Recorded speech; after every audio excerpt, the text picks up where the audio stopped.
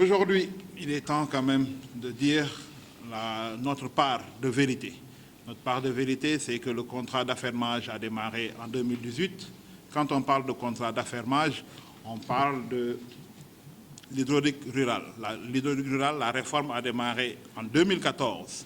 Avant cela, il y avait toutes les autres réformes de 80 à 2014 où on a instauré l'OFOR qui, par les contrats de délégation de services publics, Aquatec ayant postulé pour les régions de Thiès et Diourbel, a été retenu comme attributaire.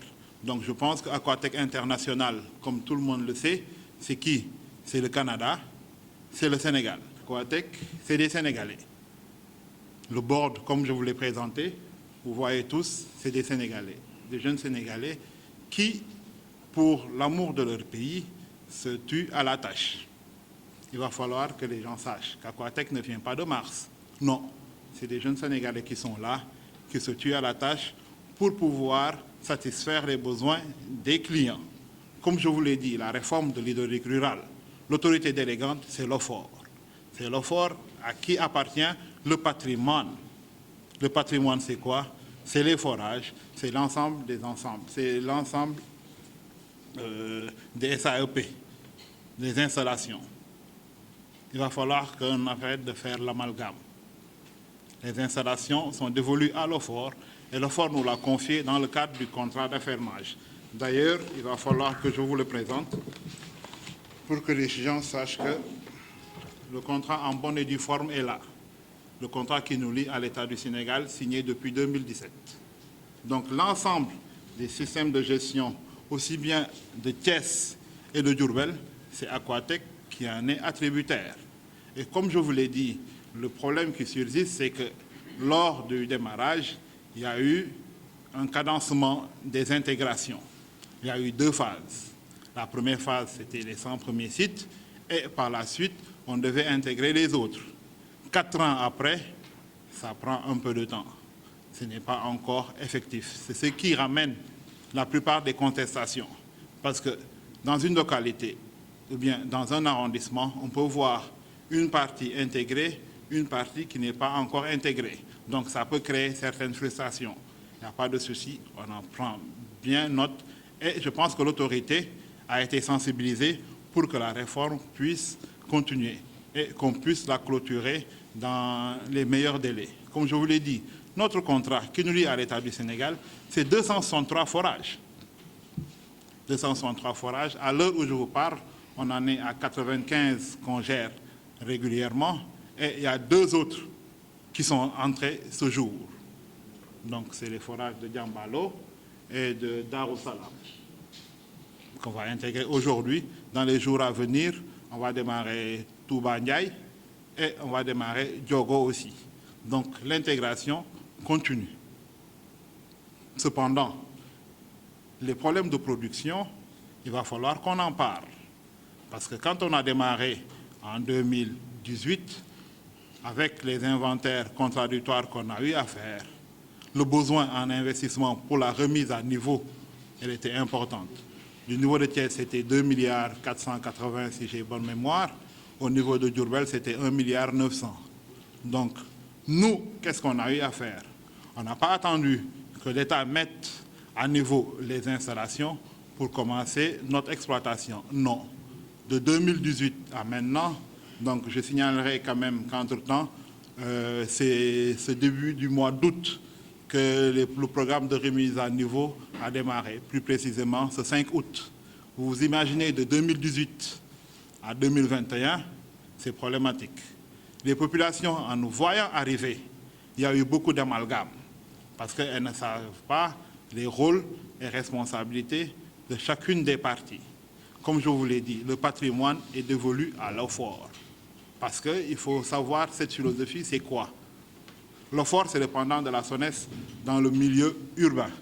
Donc l'OFOR est propriétaire du patrimoine, il fait les investissements de plus de 10 ans, il remet à niveau le réseau et nous, on s'occupe de l'exploitation, de la facturation, de la maintenance, du renouvellement du matériel tombé en panne entre-temps, mais de moins de 10 ans. dont la durée de vie, la durée d'utilisation est de moins de 10 ans, et tout ce qui est au-delà de 10 ans, c'est à l'OFOR de le faire.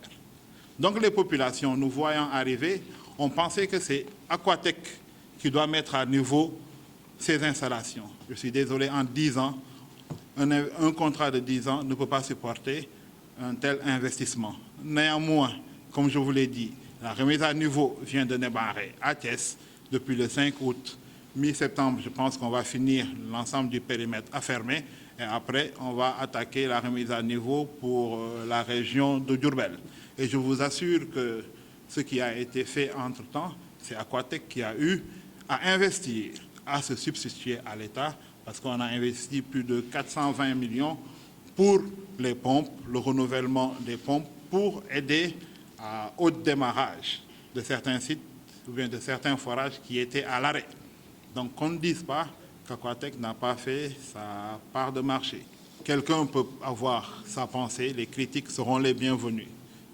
On pourra se mettre au bord d'une table, discuter, reprendre les choses. Mais ce qui est clair et qu'il faut qu'on précise, c'est que le délégataire titulaire, c'est bien Aquatech et on est disposé à continuer à faire notre travail. Ça, il va falloir que les gens se le tiennent pour dit. Pour l'État du Sénégal aussi, il y a un appel à faire. Donc il y a une clarification parce que dans beaucoup de problèmes, ce qui ressurgit, c'est la tarification. Je rappelle que l'OFOR est maîtresse de cela. La tarification, Aquatech n'a rien à faire là-dedans. La tarification, le prix de l'eau, comme au niveau du milieu urbain, c'est l'État du Sénégal qui le fixe. C'est par arrêté interministériel signé par les deux ministres du budget, de l'économie et des finances, de même que le ministre de l'eau, qui fixe l'arrêté tarifaire.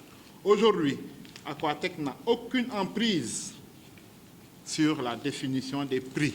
Il va falloir que les gens se le tiennent pour dit. Ce n'est pas à nous. Si demain l'État décide d'amener le prix à 25 francs, Aquatech appliquera le prix de 25. S'il le ramène à 300 francs, Aquatech le ramènera à 300 francs. Pour vous dire qu'on n'a aucune emprise là-dedans. Les problèmes, comme je vous l'ai dit, il va falloir que les gens s'approprient cette réforme dans l'intérêt de tout un chacun. Nous avons un contrat d'affermage de 10 ans pour les comptes de l'État du Sénégal. Nous avons rencontré des difficultés, ça a été rappelé tout à l'heure, des difficultés concernant le démarrage. Je rappelle qu'il y a eu 2 démarrages, un démarrage en 2016-2017 qui n'est pas allé au bout et un vrai démarrage en 2018.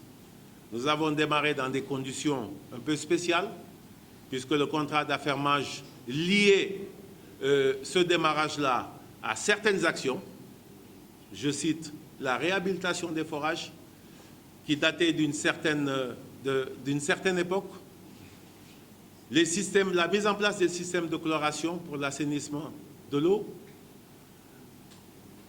le programme des branchements sociaux pour permettre à certains Sénégalais qui n'avaient pas accès à l'eau d'avoir un accès beaucoup plus important. Et donc, tous ces programmes devaient se mettre en place au démarrage. Problème, ça n'a pas été fait. Nous avons démarré donc dans des conditions un peu compliquées. Mais aujourd'hui, on se félicite que tous ces programmes de l'État du Sénégal, avec les bailleurs de fonds, notamment la Banque mondiale, ces programmes commencent à démarrer.